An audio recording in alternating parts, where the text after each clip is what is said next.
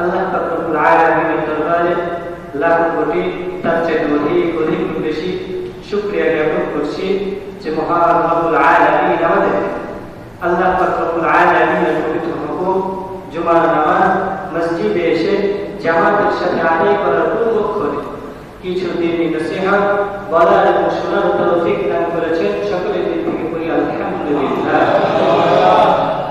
লক্ষ কোটি তার চেয়ে অধিক বেশি দরুদ সালাম বর্ষিত হোক বিশ্ব মানবতার মুক্তির দূত আখির নবী নবীগণের সরদার হাউজে কাউসার ওয়ালা শাফিউল মুজনাবিন সাইয়্যিদুল মুরসালিন খাতামুন নবিয়্যিন জনাব হযরত মুহাম্মদ মুস্তাফা সাল্লাল্লাহু আলাইহি ওয়াসাল্লামের উপর সকলে বলি সাল্লাল্লাহু আলাইহি ওয়াসাল্লাম। সম্মানিত হাজিরিন, আমাদের ক্রান্তিকাল এখনো পর্যন্ত কেটে ওঠেনি। আপনারা জানেন গত সপ্তাহে আমরা আলোচনা করেছি যে আমরা যাদেরকে বন্ধু হিসাবে ভাবি তারাই আমাদের ভিতরে আঘাত করে। পৃথিবীর ইতিহাসে এটা নতুন না। পৃথিবীর ইতিহাসে মুসলমানদের ইতিহাসে আজও পর্যন্ত চিরস্মরণীয় যতগুলো ঘটনা ঘটেছে আমরা প্রত্যেকটা ঘটনায় দেখতে পাই কাফেররা মুসলমানদেরকে যতটুকু ক্ষতি করতে পেরেছে সমস্ত কিছু ক্ষতির সবগুলো ক্ষতি একটাই কারণ ছিল যে মুসলমান নামধারী কিছু বিশ্বাসঘাতক মির্জাপুর গাদ্দার তারা সুযোগ তৈরি করে দিয়েছে। গাদ্দাররা কি করে দিয়েছে? সুযোগ তৈরি করে দিয়েছে। এই কারণে মুসলমানরা ক্ষণে ক্ষণে বিপদের সম্মুখীন হয়েছে। নিজেদের মধ্যে এই যে গাদ্দারি আর প্রতারণার যে অভ্যাস আমাদের মধ্যে তৈরি হয়েছে এটাকে আমাদের পরিবর্তন করতে হবে।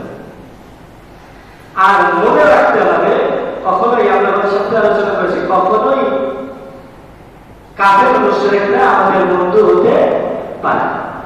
কেন পারে না? কারণ আল্লাহ রাব্বুল আলামিন নিজে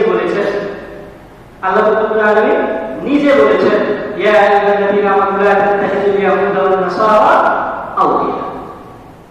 হে ঈমানদারগণ, তোমরা যারা ঈমান এনেছো, এক আল্লাহর প্রতি বিশ্বাস স্থাপন করেছো, রাসূল আকরাম সাল্লাল্লাহু আলাইহি ওয়াসাল্লামের রিসালাতকে বিশ্বাস করেছো, রাসূল আকরাম সাল্লাল্লাহু আলাইহি ওয়াসাল্লামের উম্মত হিসেবে নিজেদেরকে স্বীকৃত মনে করো, তোমরা খবরদার ইহুদি নাসারা কাফের মুশরিকদেরকে মূর্তি পূজারীদেরকে বন্ধু রূপে গ্রহণ করো না। বা'দুহুম আউলিয়া বা'দ, বরং তারা একে অপরের শত্রু, একে অপরের বন্ধু। তারা একে অপরের বন্ধু। তোমার কোনো স্বার্থের দিকে সে তাকাবে না, বরঞ্চ যখন তুমি লাভবান হতে চাও তখন তারা পরস্পর একে অপরের সাথে সংঘবদ্ধ হয়ে তোমাকে তোমার অস্তিত্ব বিলীন করে দেওয়ার জন্য উঠে পড়ে লেগে যাবে।